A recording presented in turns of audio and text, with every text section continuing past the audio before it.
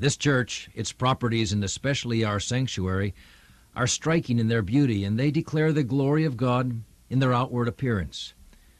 The Scripture tells us, "By wisdom a house is built, and by understanding it is established. By knowledge the rooms are filled with all precious and pleasant riches." You are about to meet some of the precious and pleasant riches who are a part of the living witness to Jesus Christ in this church family. The best gifts of all do come wrapped in flesh, and those that live to the glory of God live by a wisdom that evidences itself in vision, a vision come alive. Well, I joined the church in 1936 as Lois Given. My father, Bill Given, was on the board of trustees for a good many years. And during the 40s, when we were having great trouble with the church financially and so forth, it was decided that we would try to build a new church on a different property. And my father received a phone call one night saying that a property, the Collins property at the corner of Bridgeboro and Riverton Roads, had come on the market. And in order to secure the property, they had to have a down payment of something like $5,000. And so various members of the church were asked to put up a certain amount of money to guarantee that $5,000 so that the property could be bought, and on that property they were going to plan to build a new church. Well, as far as my father was concerned, he didn't have the amount of money they were asking to put up, but he and my mother agreed that they would be willing to mortgage our property and so forth to raise the money in case it should be called, which fortunately it never was. And that is how we came to get the property on which our present church is being built. The devotion and the commitment of the members of the Presbyterian Church, which was then meeting on Chester Avenue, made this all possible. And then they got together and they formed what they called the King's Chest Committee to raise the money for, as Solomon had when he built his temple, he had a chest in which people put their jewels and their monies and so on and so forth. And so they called ours, at my father's suggestion, the King's Chest Committee. And that committee worked for years in raising the money to build this church. That all came about as planned over the years. And I think it's only been in recent years that the King's Chest has finally been finished and dissolved. But the monies that had been coming in over the years helped to build and finance a lot of other things that went on in this present church. There was a very, very strong board of trustees in those years who basically ran the church. And when Ted Williams became our minister, things changed drastically because the bodies of the church, including the minister, the trustees, and the session, all took their proper places. The trustees no longer ran the church. It went back into the true Presbyterian form of government. Those were lean years in the 40s. My name is Vera Teague, and Rex and I joined the church about 39. We've been here probably about a year, and I remember the church as being small in number and small building, but we had a supper every month, and I taught the little children. I don't know how much teaching they do to little children like that, but I was with them on Sundays. Sunday school here too, in the stable when I came here, when we first came here, yes. But I don't remember anything. Children, didn't upset them to be taught in the stable. No. I joined the church in March of 46, I'm sorry. My children came with me to Sunday school. We were, of course, in the old church, the little church. And I remember bringing them to lots of activities that they had in Sunday school. My husband joined after I did, and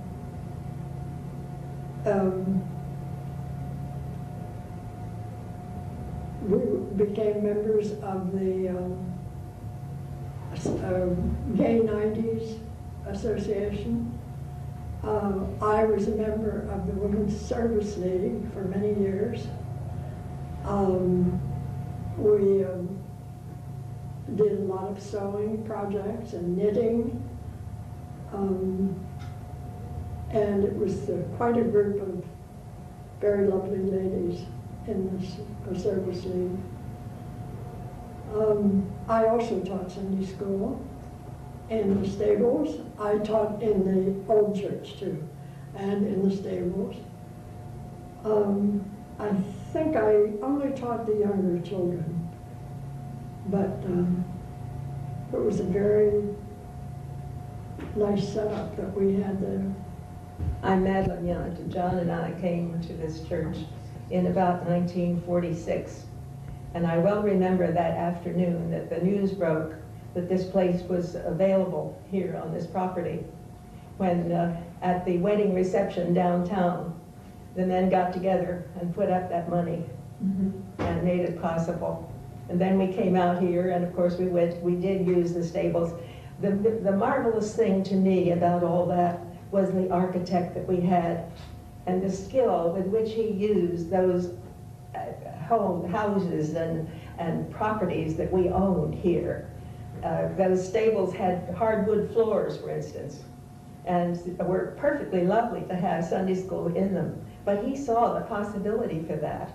And he also used this whole house in building the sanctuary so that nothing was lost. We had the 5 tenant houses that came along with it and gave us the opportunity for the cemetery and so on. And his insight into what we needed and would need in the future was just wonderful. In addition to that, he was Edwin Rumbaugh, some of you may remember. And he and his wife were the ones who restored Independence Hall. And it was his wife who scratched through the white paint in Independence Hall to find what the original colors were. And she found that one was ground color and another was blue. And she mixed blues until she got exactly that color that was originally in Independence Hall. So when they came out here to do this church, she mixed the paint. So the blue would be exactly as Independence Hall is. And of course the painters weren't used to having a woman mix their paint, so they were a little bit annoyed at the fact that she was doing it, but it had to be just right. That was the way it was done. The other thing about the architect and his wife, this was all done so calmly, without fuss and without quarreling or anything. He would come to meetings and he would answer any questions, and then he would, when somebody would offer a suggestion, he'd say, all right, and he'd pick up his chalk and go to the blackboard and say, now, if we put this here, what will happen over here? And pretty soon, whoever made the suggestion either saw that it would work or that it wouldn't possibly work. But there was never any quarreling or nasty talk of any kind in the whole building of this process, which I thought was remarkable. And of course, another thing about that, the choir sang in the breakfast room. And the audience, of course, spilled over into the hall and so forth. And we had an electric organ that we bought to use until the sanctuary was built, when we bought the new organ. And at that time, it was Robert Elmore and Bob Plimpton who helped us to buy that organ. And it was Robert Elmore who did the dedication service, dedicating the new organ. So we were lucky for that. I wanted to say that Edwin Rumbaugh was a historical architect, and the model that he used for this church was based on the churches of South Jersey in the 18th century. That was his inspiration for the church that exists now. Another thing I would like to add, jumping over many years, and this is personal, while we were in this church, it was the first time that we had a board of deacons, and it was the first time that any woman participated in the governance of this church, if you can call the deacons part of the governing system of the church. And I feel privileged to be one of the first women deacons in the church. And to pat myself a little bit on the back, I was the one that started the weather vane back in about 1954.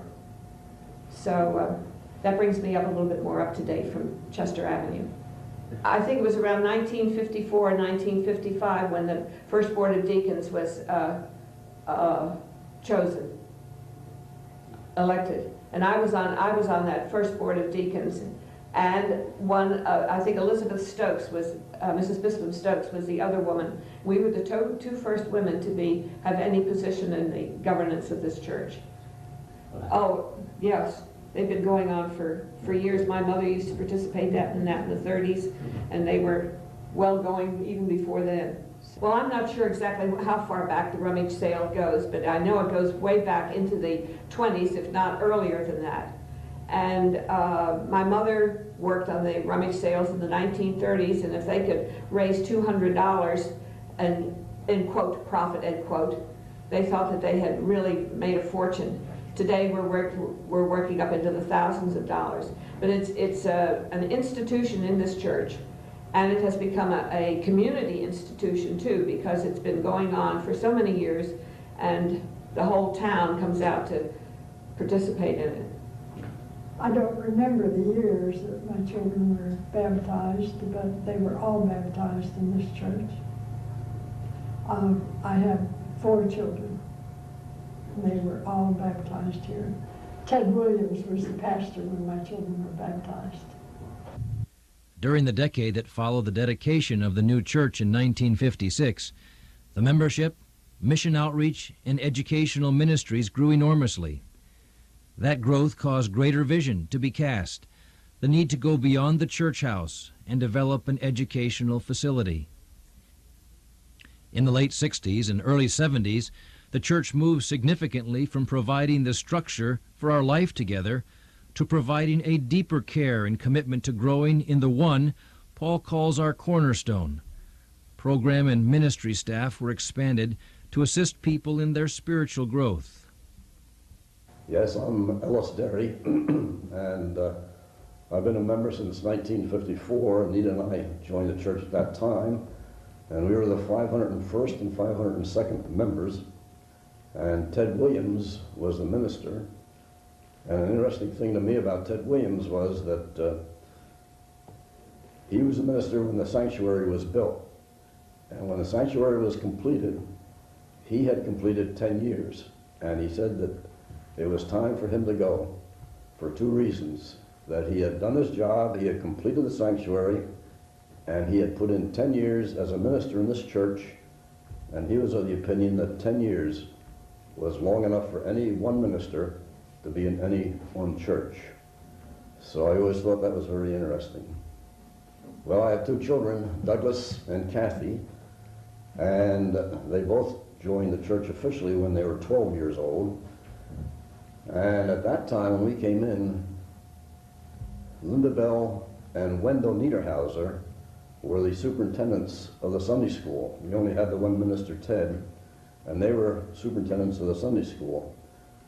When the horse sheds became the Sunday school, Mrs. Peacock was superintendent over there. And I've forgotten exactly how many classes we had in the horse sheds, but I taught the 4th grade, and my claim to fame was that Diane Allen, who later became an anchor woman on a Philadelphia news station and is now state senator, was in my 4th grade class. So it was very interesting teaching over there. They were very good Sunday school rooms. The men had cleaned them out and painted them, and it was really a very good arrangement. Oh, I'm Helen Champlin, and I came back to Moorestown in about 1950, and I joined this church about 1951. Because my sister had stayed here, and she and her family, Mary Green, had been members for a long time. So I joined the church then. and I just celebrated my 98th birthday. Well, and I came to church on Sunday. I go to church nearly every Sunday. A friend brings me, and with the help of all the church people, I'm well taken care of.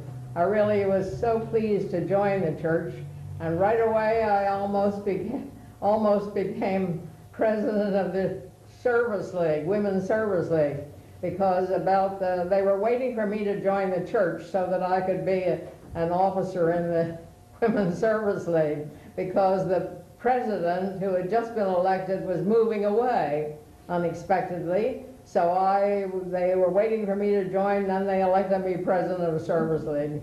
And I was I was president of that for about 6 years. But, oh no, not that long, but for several years till they could find somebody else. And I enjoyed my time with Service League. It was a wonderful group. It was the only women's group at the time, and had been going for years. And we did a lot at that time. Then I became a deacon later, and one of the first women deacons. And we had adopted, our church was soon after the war, and our church adopted some refugee families of ministers. And the Service League adopted 2 groups, the Stanowski sisters and the von Prittwitz family. Both were refugees in Germany. The father of the sisters had been a minister, and he and their mother had been killed. And the 2 sisters escaped. And the other family, the mother had been a minister. And I was able to visit them in Germany a few years later.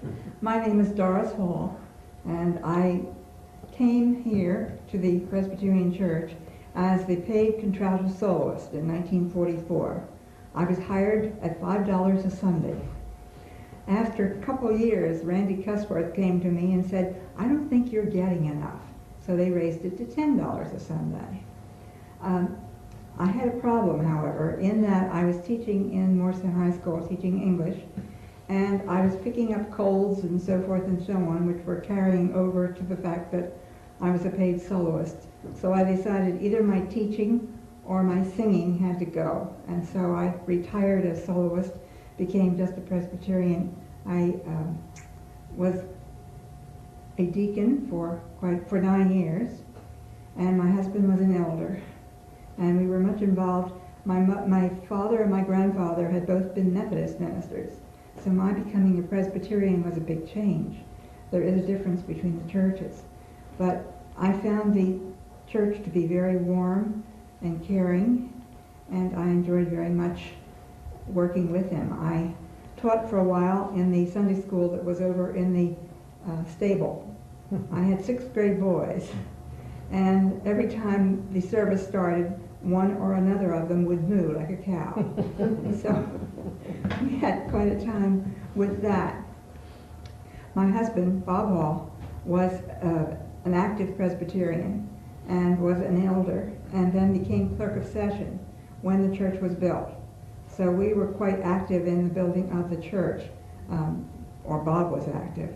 I was too busy singing. But our boys also grew up in the church. I have 3 sons, and they all came to church and seemed to enjoy the religious education that they were receiving. We had an excellent choir at that time.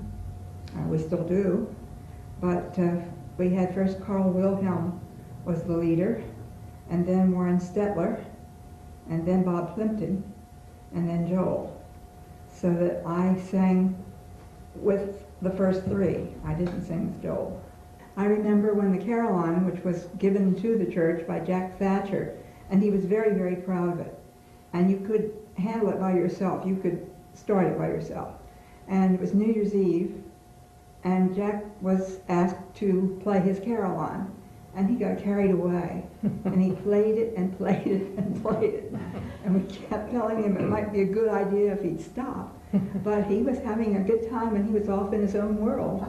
And so we had carillon bells for about 10 minutes until somebody finally controlled Jack and got the bells turned off. I'd like to mention the Scouts. This church was extremely active in the Boy Scouts, and I'm sure in the Girl Scouts. I don't know so much about them. Excuse me, but this church sponsored a Cub Scout program, a Webelos program, this is all at the same time, and 2 Boy Scouts troops, Troop 30 and Troop 60. And at one time I was Webelos leader, and then I was Scoutmaster of Troop 60, and then I was finally institutional representative from the church. So this church has been very, very active in the scouting program. I've also been a deacon and an elder of the church, in addition to being active in the Boy Scout program. This was the active church in scouting in Moorestown at that time. I think it was also the outstanding church in music. Yes. Through the years, Yes. we have put on very important music. And we have sung with members of the Philadelphia, or had members of the Philadelphia Orchestra come and play and accompany us. And I had fallen at school and blackened my eye. I had hit the corner of the desk and I had a black eye. And we were giving a concert with the Philadelphia Orchestra, or members of it. And the drummer from the orchestra came to me and said, "I don't think it looks professional for you to sing with a black eye." So he brought his makeup and he made up my eye so that I looked all right. There's something else I'd like to mention too, and that's about the clubs that we have here. When my family first joined the church, we had one club, and I think it was called the Presbyterian Fellowship. And it was a family club. It was the parents and their children. And once a month we would have a covered dish dinner. And they had a program for the children and a program for the adults. And my 2 children loved it so much that during the month they would ask, "When are we going to church? When are we going to church?" And then finally somebody got the idea that they'd like a night out without the children. So the Presbyterian Fellowship was dissolved and 3 clubs were formed. A couples club, a gay 90s club, and a 100-plus club. And the idea was that it would be a progression, that as people got older, they would move from one club to the other. Well, that didn't work. People would not join the 100-plus club. They did not want to admit that their combined ages equaled 100 or more. So before long, why, these clubs disappeared simply because people would not move from one to the other. And now we have the Friday nighters. So that gives a little bit of the story of the clubs that we have had, the adult fellowship. I also remember when the club, with one of them, I guess 100-plus, met one night, and we were not told what to bring in those days. We brought whatever our heart told us to bring. Everybody brought dessert. And my boys thought that was the best night they ever had. Listen to more stories of God's faithfulness realized in dear people we know and love. By wisdom, a house is built. I'm Evelyn Fincher. We came in 1954. We came with 2 boys and shortly had a little girl. And our children were delighted with Sunday school, and as much as I also taught for 13 years, and I started in the stables, and Larry Morehouse was the superintendent of the elementary school children in the barn. And I remember the rummage sale with Dirk and Lucy came later, and Dirk and Lucy could speak Dutch, and they could patrol the whole first floor fellowship room with their discussion as to who had not paid something or other, because I was treasurer for many years, where our children became very active in Scouts. I had a Cub Scout pack. I had all kinds of things to help with my husband because he was very active in the Boy Scouts. And our 2 sons became Eagle Scouts with God and Country badges. And our little girls, I had Girl Scouts here, and Dirk had to warn us never to walk on his newly waxed floors. And of course he knew how to patrol us. And the thing that I guess I remember the most, my husband was assistant treasurer, treasurer and trustee. Eventually he became a chairman of the board of trustees. About 10 years later, Helen Champlin, no, it wasn't Helen, it was June Heeland, and I became the first lady trustees. I looked in my husband's minutes, and it said, "The question of lady trustees has arisen. We'll cross that bridge when we come to it." I guess we were the bridges. And so eventually I became chairman of the board of trustees, and I knew that they wouldn't have to Rototilla Cemetery that year because the men would all be spinning in the cemetery. I don't know what else I should say except that we watched Fellowship Hall being built. I remember when we received our first assistant minister, his name was Dieter John. He came from Germany, and he was sent to Princeton, and Princeton sent this young bachelor to Moorestown. He came from Karl-Marx-Stadt in East Germany and had been told that when he wanted to be a theology major, that he couldn't do it. He had to be a master mechanic first. And then he went to Germany and was allowed to, the main Germany, and was allowed to go back only 2 weeks a year. And he came here, and he came with another couple who were sent to Perth Amboy. That was Klaus Dieter and Silke. But this young fellow came, and he stayed at our house for quite a few weeks because he was going to stay with Kim Hayes, but he had no car until Linda Bell Niederhauser gave him her car. But he came here, and when he was asked to preach, he decided that he would wear, he came down to ask if he were properly dressed. And I said, "Yes, you look fine." And I said, "But change your slippers." He said no, he had his preaching slippers on because preachers were very wealthy and they could have thin shoes. Everybody else had thick sole shoes. And so I told him to look at the session that night and the trustees who were meeting. And he said, "I don't understand how you Americans all have cars and have to wear thick sole shoes besides." My name is Peter Small, and my wife and I and 2 children moved to Moorestown in 1950. My wife was I almost said a born-again Quaker, I mean a birthright Quaker, and I was a Presbyterian. And we found ourselves going to to the meeting one Sunday and the Presbyterian church the next Sunday. The first Presbyterian church we went to was where the Lutheran church is at present, at that location. We had this idea of going one place and like a Friends meeting one time and the Presbyterian church the next. We didn't always go to church or the Friends meeting, every Sunday. But I think after a while my wife decided that she would join the Presbyterian church, which was quite a step for her, so that the family would always have one place to go to together as a family. She did this while Hal Myers was the minister, and I think it was because of his understanding of the situation that made it easy for her to become baptized. You'll have to remember that the Quakers do not have any sacraments as we have in the Presbyterian church.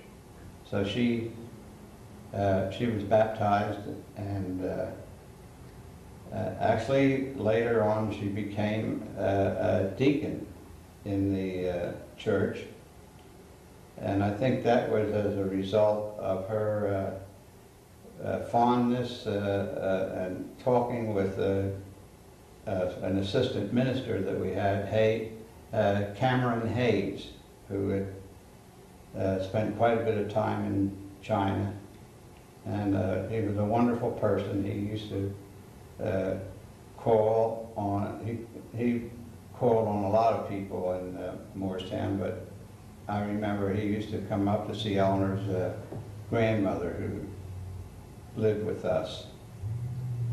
So I really don't remember exactly what year I joined this church, but it's been a wonderful experience for me. I've met so many people that are caring people and friendly, and yet there's a great sense of humor, I think, in our congregation. One of the things I remember when we first came to the Presbyterian Church, the sanctuary that we have now, of course, wasn't built. And it was Ted Crawford, I think, was the minister then. And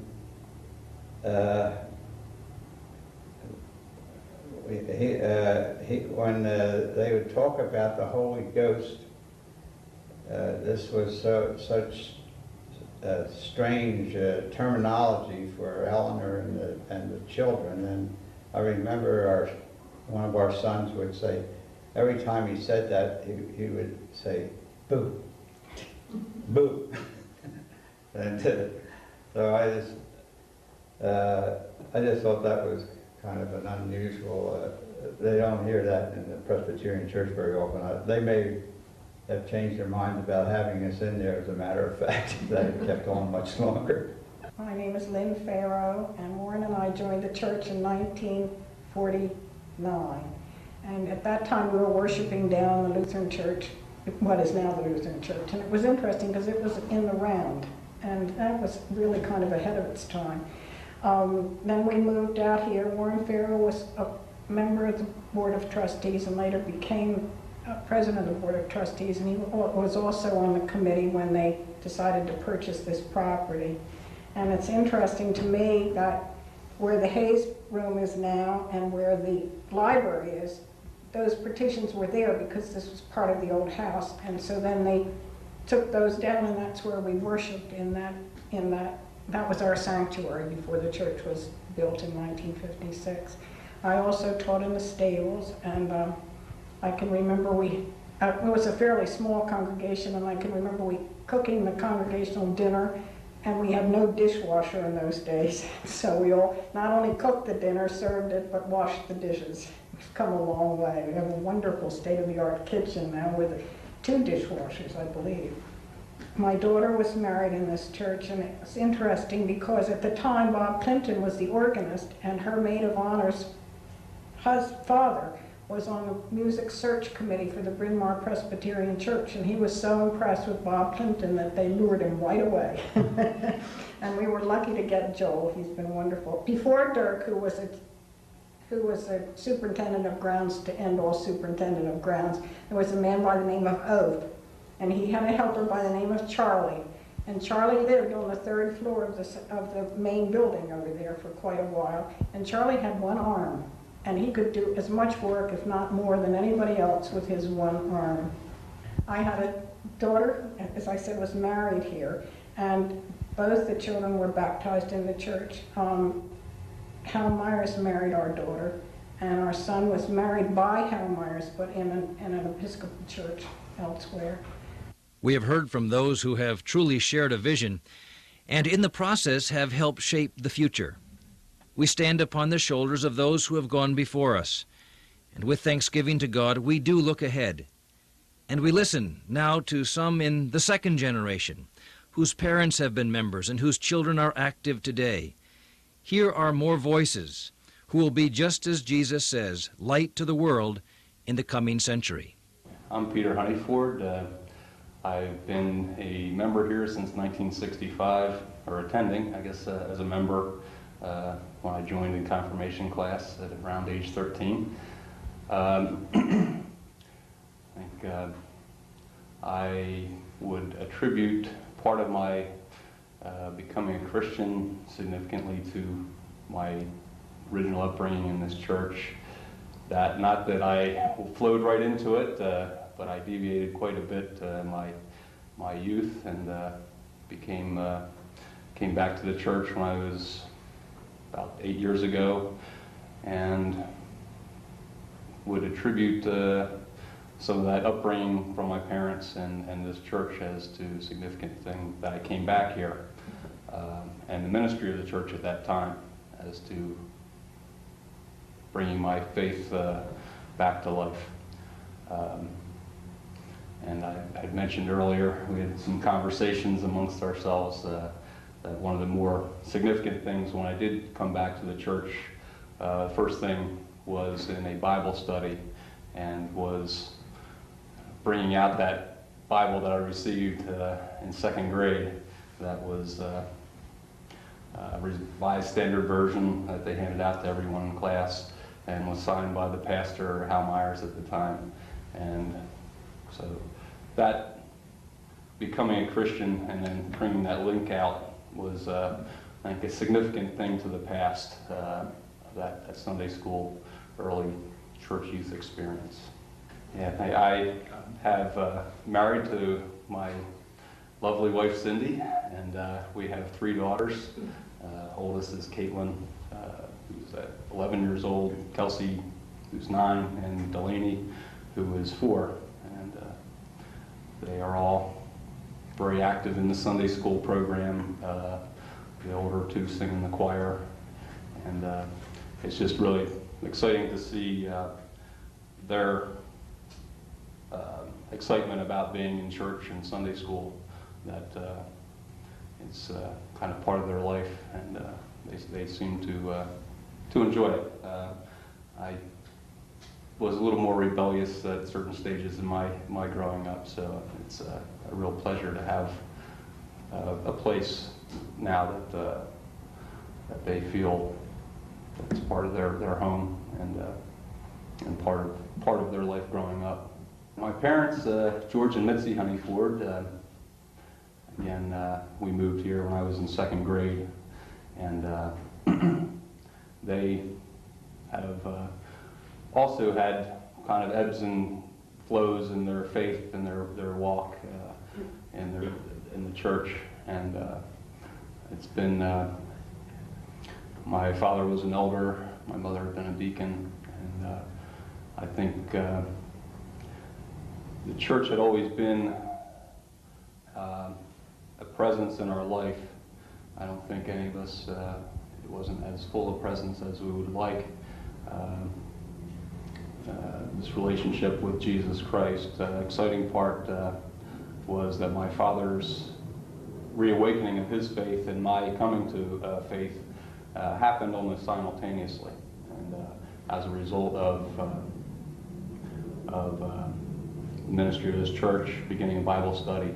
My father and I were both, my coming to faith and my father's renewal of his faith happened almost simultaneously as a result of the ministries of this church. And a significant part of that was Wednesday morning men's Bible study that we both attended and continue to attend together. And that it's kind of one of those that we weren't really talking with one another the way the Lord would work. And also my brother, also at the same time at a different church and in parallel but unknown courses, was also coming to the Lord at the same time. But I would attribute a lot of that to the church, and I would attribute most of my kind of core Christian moral beliefs and teachings really to my mother growing up, that the golden rule and certain beliefs that are just fundamental to the Christian faith would have been from her teachings as a youth, and that things that would almost come naturally, that just because of that real early childhood teaching, that not always, was never quite as appreciative of until I became a Christian. Since the past 7 to 8 years, I have served as a deacon in the Board of Deacons, and I can't say enough about that ministry. I feel that board is the true leadership of the church, the most important board. is serving the purpose most as Christ would want it to be, as it's the service board. And I think that ministry is extremely significant. And I'm currently now a ruling elder, finishing starting January will be my last year on the board on the session, and that is also not I just built the deacons up, but obviously the ruling elders has been also a fulfilling experience in a different realm of seeing kind of the workings of the church and some of the decision-making process that goes on in the board, and that's been very significant and trying at times, but also rewarding. So. My name is Nancy Chumney. We moved to Moorestown in 1964. My parents are Bob and Alice Austin. I went to this church with my 3 sisters. We left Moorestown before I finished high school and then ultimately moved back. So I really spent my formative years here. I probably remember the best the fellowship that we had, junior high and senior high fellowship. That I think at that time in this community, our church drew kids from all over the community to fellowship. And it was really a big social gathering place. And I think that we really had a great time with all the programs that they had, everything from the youth Sundays to the youth retreats and so forth. Choir, yes, okay. I sang in the choir, as did some of my sisters. Mr. Plimpton was our director then, and I remember it. I remember thinking how high the choir loft was mostly. And we came back, we moved back. We really didn't expect to move back to this area, but we moved back to New Jersey about 12 years ago, and specifically wanted to get back into Moorestown, and this church was a large reason for that. We ultimately moved back to Moorestown about 7 years ago and rejoined the church. And I think one of the really great things about coming back to the church is there are still a tremendous number of people here who in a way I consider almost extensions of my parents, people that I feel sort of helped raise me. So there's a real comfort to coming back to a church where you feel like you've come home a little bit. I was confirmed in this church, and like Pete, I have a Bible that has Reverend Meyer's name in it. Rosalie Kincaid was our Director of Christian Education at that time, and I think had a big influence on all of us. I remember her as being a very distinct part of the church, a big influence to us in our youth groups. I work on the worship committee right now. I've also helped with a number of the events in the church and enjoy that very much. I think one of the things that I've really enjoyed in the church, and I think one of our real strengths, is our adult Sunday school. And I think that has really brought me back in my relationship with Christ through the adult Bible study. I think that has really helped build my relationship, and I've very much enjoyed that. My name is Scott Coffey. This church has played a part in my life for as long as I can remember. I was raised in this church. I came from a product of my mother came to this church as a Presbyterian. My father went to the Catholic church in town, and my sister and I were both given an opportunity to try both faiths, so to speak. But it was very clear that we were going to participate, and did in many respects participate with both congregations until ultimately both my sister and myself joined this church. Like Peter and Nancy, I have distinct recollections of Rosalie Kincaid as a Christian ed director, and my Sunday school experiences here. Have a Bible signed by the same people that Peter and Nancy's is signed by. Did not sing for Mr. Plimpton. I can't sing now, and I couldn't sing then, so I never pursued the choir aspect. But and we're very appreciative of that. As I look back now, I think being in the commissioning class when I was 12 or 13 years of age, there are people in this congregation that were here then, and in many respects, after college and graduate school, moving back here, it is very much like you're coming home, because this has been, as Nancy said, not only an active Christ location in Moorestown, but it's just been an active location in this town for years and years. And it's a pleasure to be involved here. It's a pleasure to see the growth of the church, the younger families, and there are a number of younger families joining this congregation. The Sunday school is busting at the seams, and we have a very active and growing congregation. Wife Suzanne, 2 daughters, Lindsay and Kristen, both of whom were active in the Sunday school and choir.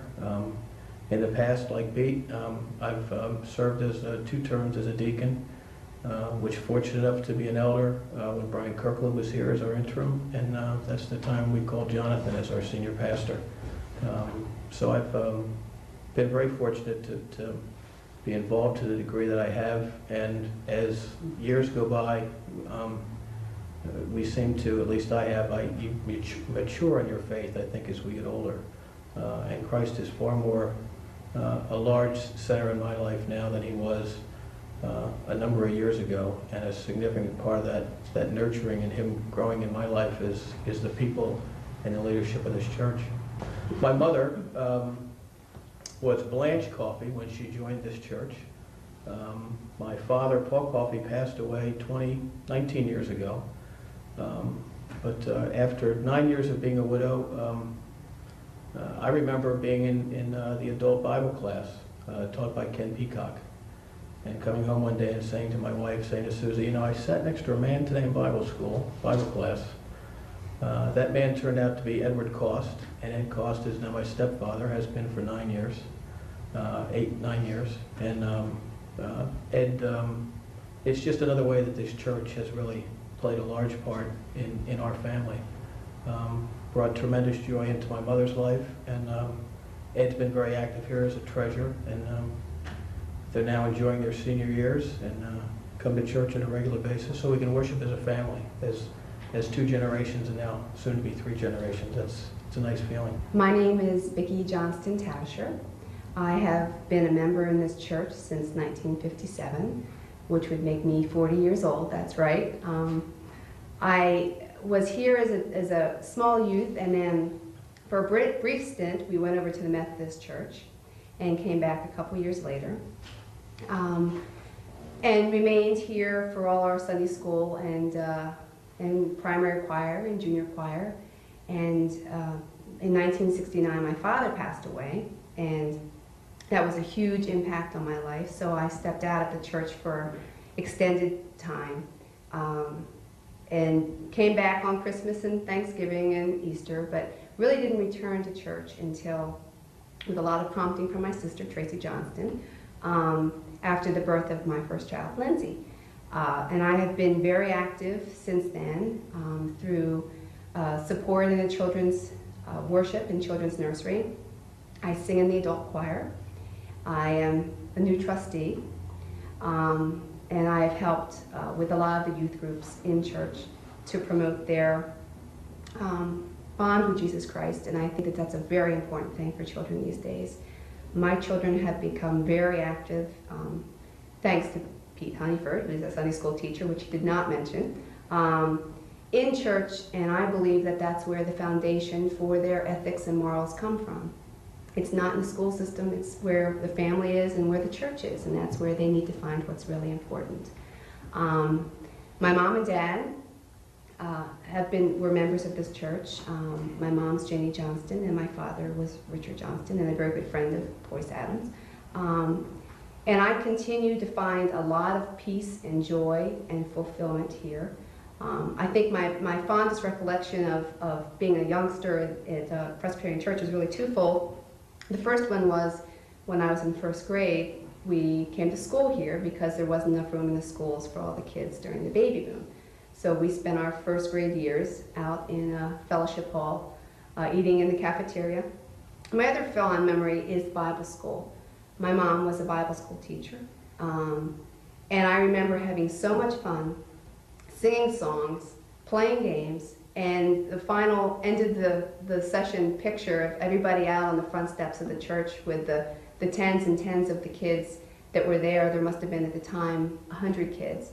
It's still now, I look back on those pictures and recognize every single one of them and think how fortunate we were to have a group of such good people gathering for Jesus Christ.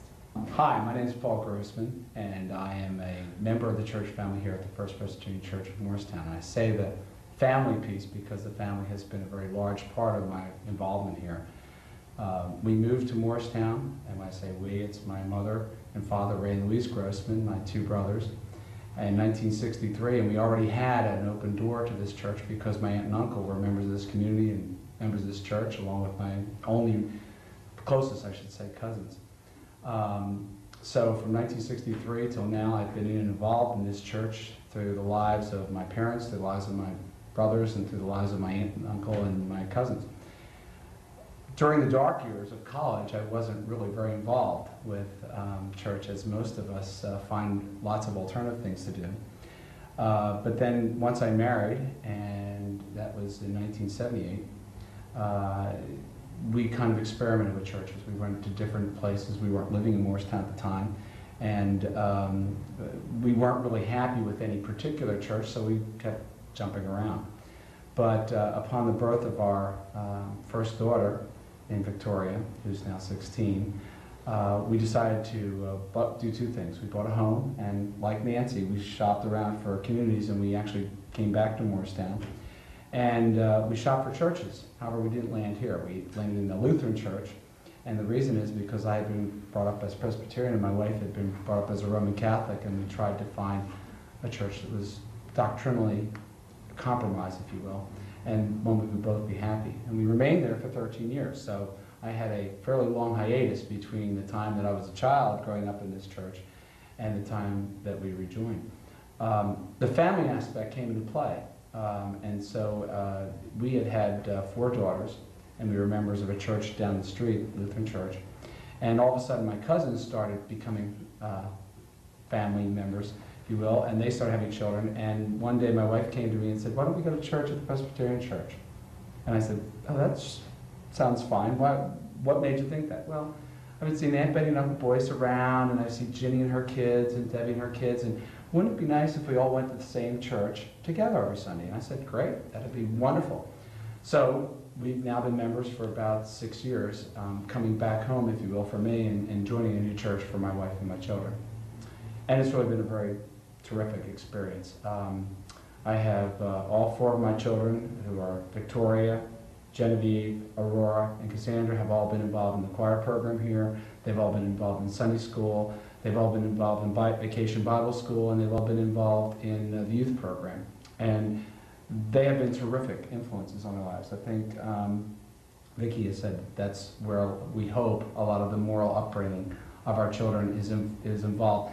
Not just through the teachings of the Sunday school teachers and the youth directors, etc., but also just by understanding that they can have wonderful Christian fellowship with other kids who share something in common, and that's their faith in Jesus. So this has been, from my perspective as a family member, with my own nuclear family, a wonderful church experience. I have been involved in a number of capacities in the church. My first love is Sunday school, and I've been a Sunday school teacher here for about 6 years, working with the 7th and 8th grade Sunday school program. I've also, like Pete and Scott, been involved in the deacons program, and I was served 1 tour of duty as a deacon, and currently am a member of Session. And I'm in Session, not too surprisingly, I'm working on the Christian Ed Committee, which is predominantly involved in youth programs and Sunday school and things of that nature. And I'm very happy in that role. It's probably my hobby, if there is such a thing in my life. but I'm very happy with the work we're doing. I think that I have two small stories to tell that are, I think, indicative of what it's like to be a member of this congregation. One is that we've had a pretty good facility here for a number of years, but it kind of was left in disarray after a long number of years of not having the financial backing to make it the beautiful facility that it could be. And in the last several years, there have been a lot of emphasis on the part of just about everyone in the church to try to paint up, clean up, fix up. Well, I've been teaching on the 3rd floor of the old Collins house for the 7th and 8th grade Sunday school class for a number of years, and it really was the last project on anyone's list. And for years I had been trying to see if there was some way to get some involvement in the part of the finance committee and also in the cleanup committee, somewhat unsuccessfully, I might add. Then this year, the Lord was able to provide us with some leadership so that we were able to get some action going in terms of the physical planning for what we might do in that facility. And then the Lord provided some wonderful funding in the source of an anonymous gift worth thousands of dollars, which was used to help knock down walls, refinish floors, put down carpeting, buy furniture. And so the Lord answered my prayers for a better place for me to teach Sunday school and for us to have youth programs. So that was a terrific thing. The second is that, and this is fairly personal, most people in this group know a lot about it, but in the last 12 months I had a near-death experience.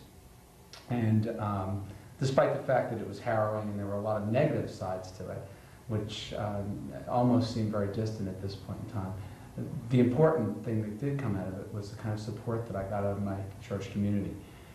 And it really was a family type thing. I got tremendous support from my nuclear family, from my aunts and uncles and parents, from the ministry here, from friends who prayed for me every day, for people that in this church that brought dinners to my family every night because my wife, the nurse, was in hospital with me every day for about 3 weeks. And during that very critical time, the support of this church was extraordinarily evident in the lives of my children, in the lives of my parents, in the lives of my wife and myself.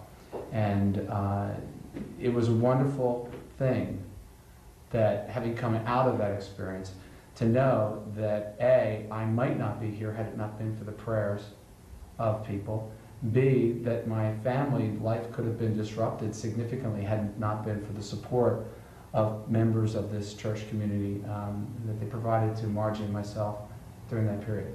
So they're just two small stories about what it's like to be here. I think we ought to talk about one thing, Strawberry Festival. How many people have ever been to Strawberry Festival as a kid?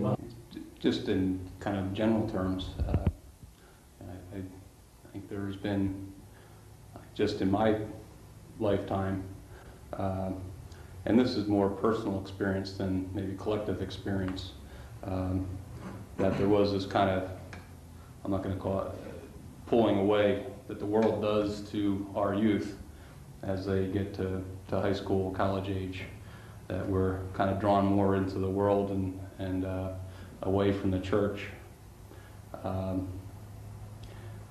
But as I came back to the church, through promptings of family and children, and almost an obligation to go back to the church rather than anything heartfelt. And I was, number one, welcomed into the church community here. A couple individuals who just made outreachings of hospitality that, well, maybe I can come back comfortably. But also, the significant thing that I think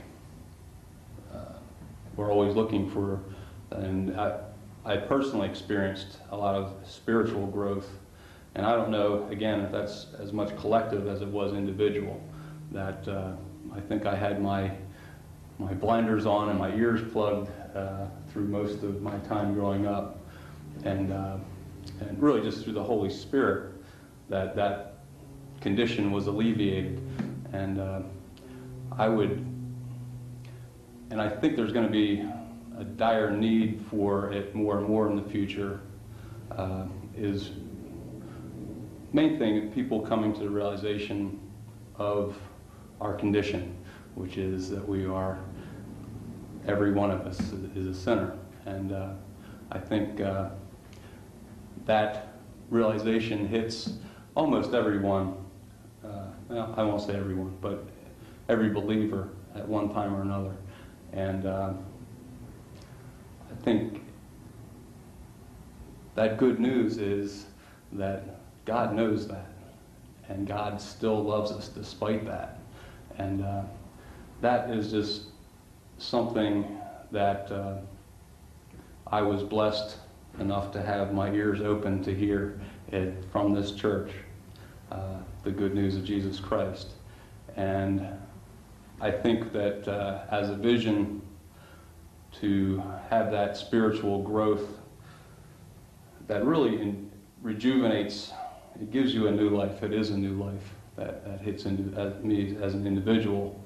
And as that happens, as collective individuals get together, I think that's an infectious and powerful movement of God that can and will, is going on right here. And I think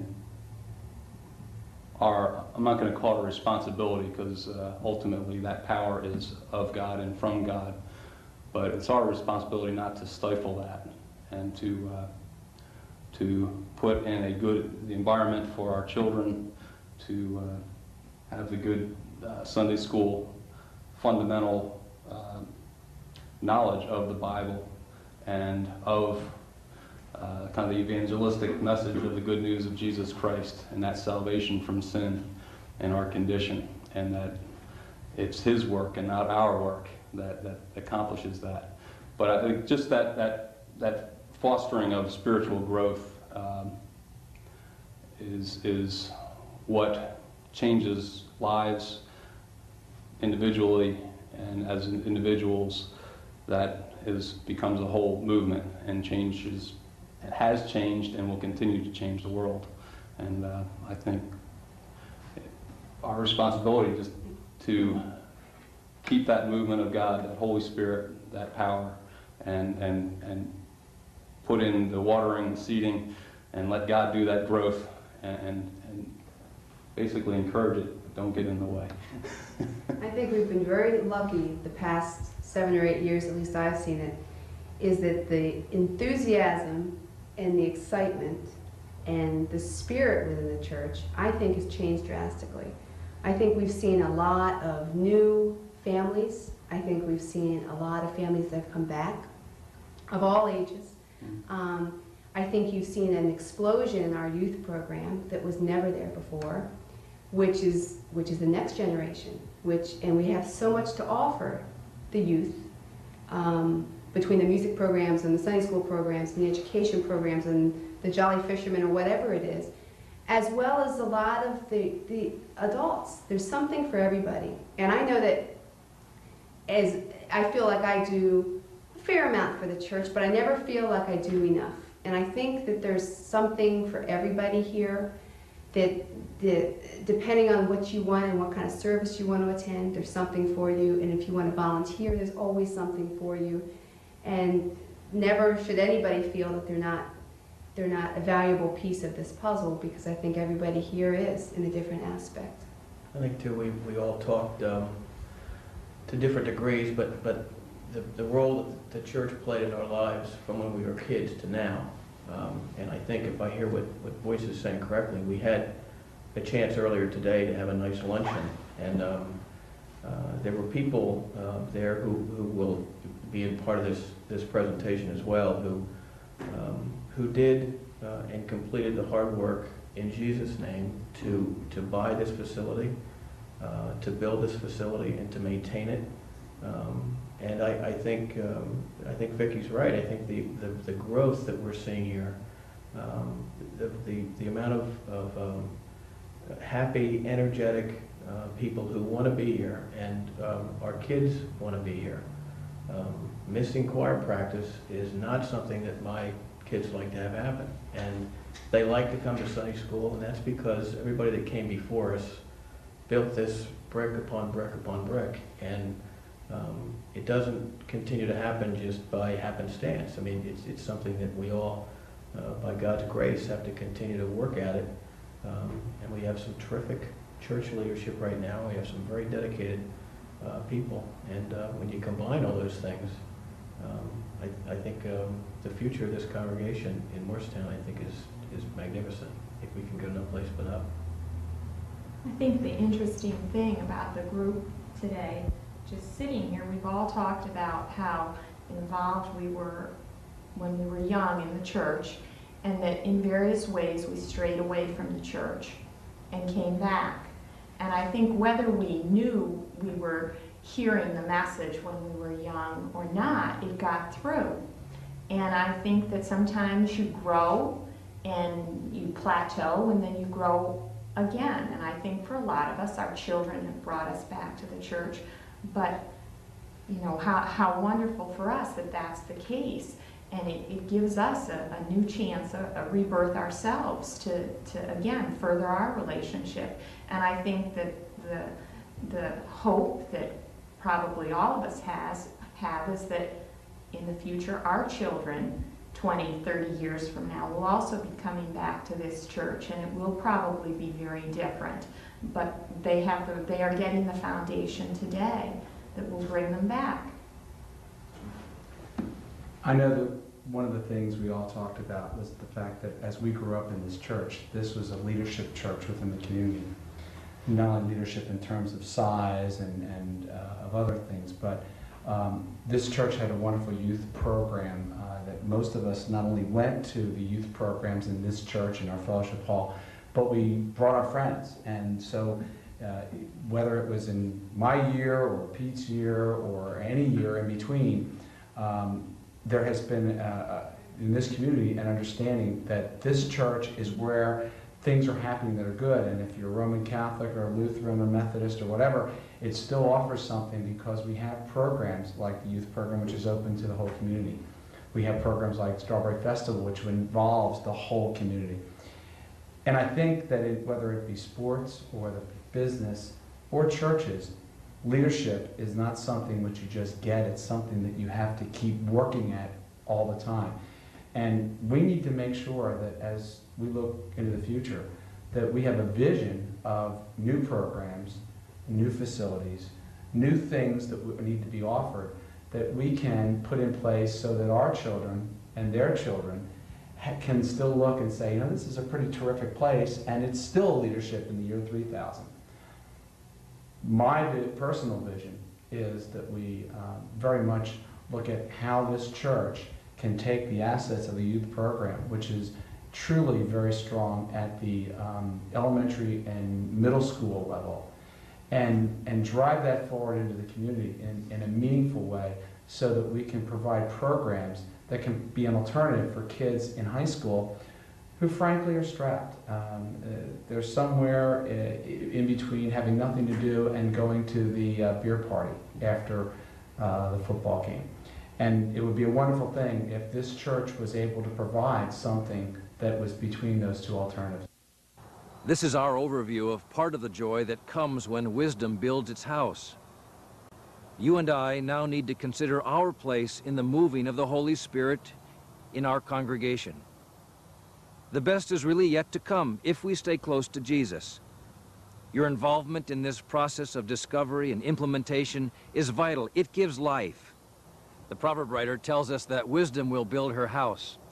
The writer also tells us that where there is no vision, the people will perish, which is to say that our witness dies. Around the turn of the century, a man named Sheldon wrote a book. It was entitled In His Steps. It was a novel, and in that, the congregation of this small town had as its driving question, this question: what would Jesus do?